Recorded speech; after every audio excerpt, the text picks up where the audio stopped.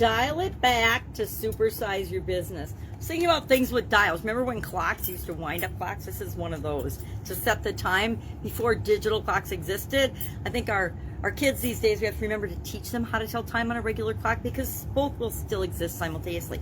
Dialing it back on a timer, maybe setting less time for a task or something. This is one of those idioms that's relatively new. It's a relatively new expression. It's from the 1900s. Dial down, or to tone something down, or reduce the intensity of it, or to take it back a notch, things like that. Those all came from the 1900s. 1988 is when it figuratively started to mean to reduce the intensity of something or anything, actually. Dial back our passion, dial back our energy, dial back our performance, dial back the amount of effort we put into things.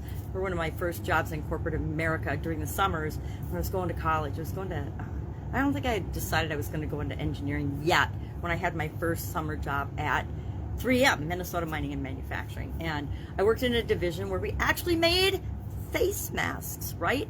And they had a machine there that was called a staking machine that had a little round valve that had to be put on a plastic tab and then slid into a machine, and then the machine would crimp that little plastic post to hold the valve in place to make the mask safe. So you could exhale, but when you inhaled, it would close. When you exhaled, it would open. And everybody there absolutely hated doing that job and doing that machine because nobody had figured out a way to make it easy to do. Nobody had looked at the process of how they ran it, and so they were doing it in a really, really hard way. And me, being a silly college kid coming in for the summer, didn't know better. I didn't have any real big corporate experience. I'd had a lot of jobs and run some little businesses before, but I didn't have how do you work with the other group of people in an organization where there's peer pressure and things like that, which was great lessons that I learned in that environment and took to college with me when I had, the theoretical classes about how to interact with people and how to lead people and how to get along. I had real life experience that said, yeah, that sounds great, but there are things like peer pressure.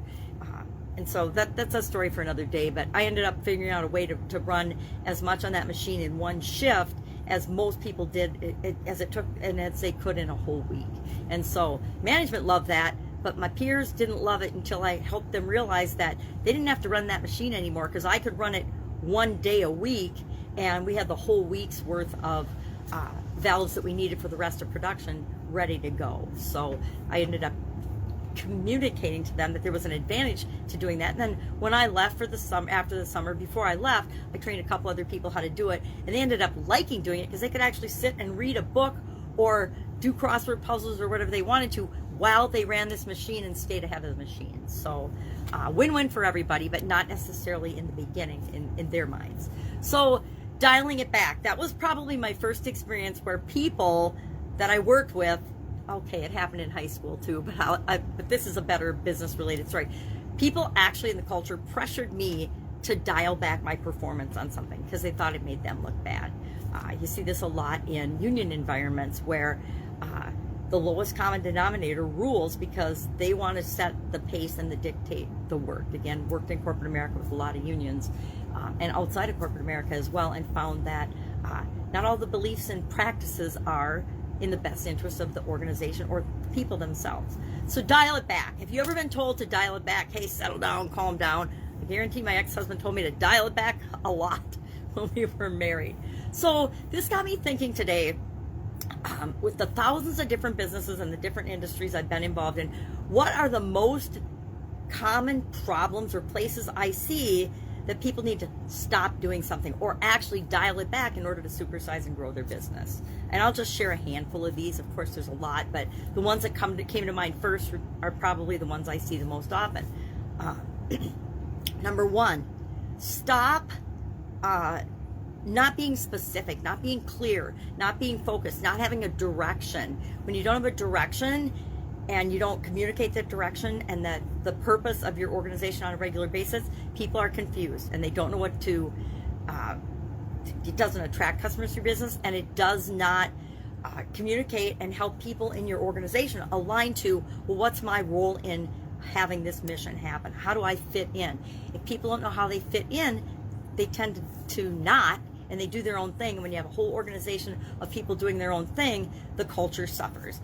I guess that would lead to the next area, that a lot of times the people that I'm working with in an organization don't have a clue about what the real culture of the organization is.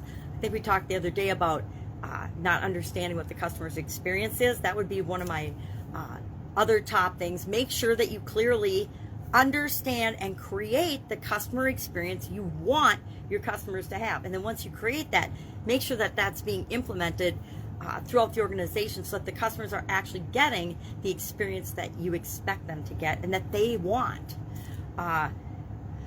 Some people, it's common to see organizations or people, if they're solopreneurs, giving away too much, just giving everything away and not charging enough. Or the opposite, they don't give away anything. They don't provide any value unless they get paid for it. Then, I'm going to check my list. Oh, serving the wrong people or not defining who you want to serve. That's a really common mistake. Being locked in and set in their ways and never wanting to change, or resisting or being afraid of change, as well as, of course, in the last couple of years, we've seen the survival versus service go up dramatically. There have been businesses that are just trying to survive, and they're forgetting in some ways that if they don't serve first, there's no way they're going to survive. So it's just a handful of things that come to mind that I work with a lot of organizations on. Flipping around, and not necessarily stopping, but flipping around their way that they look at certain situations and the way things are, and that they can't always change the way they look at things and define things. And whenever we look at something differently or define it differently, everything changes, including ourselves. So love to know if you have had experience with dialing it back. Have you had to dial back an operation? I've had to dial back businesses because it wasn't the right time or the right environment for that particular business to grow and supersize. I've shut down entire businesses or divisions because it wasn't the right time for them, or they had lived out their entire useful life and something else was coming to replace it. New technology, new ideas, etc. So curious, share in the comments below your experience with dialed it back, or I like to say dialed in too, because the opposite of dialing it back, we don't necessarily have to dial it back. We have to dial in and make sure what we're doing is fitting the situation. All right, or what we want to create. Have an awesome day. If I can help in any way, ask. Otherwise, I'll be with you tomorrow with another interesting idiom. Where does it come from? What does it mean? And how might you use it and apply it to growing your business right now? Have an amazing day.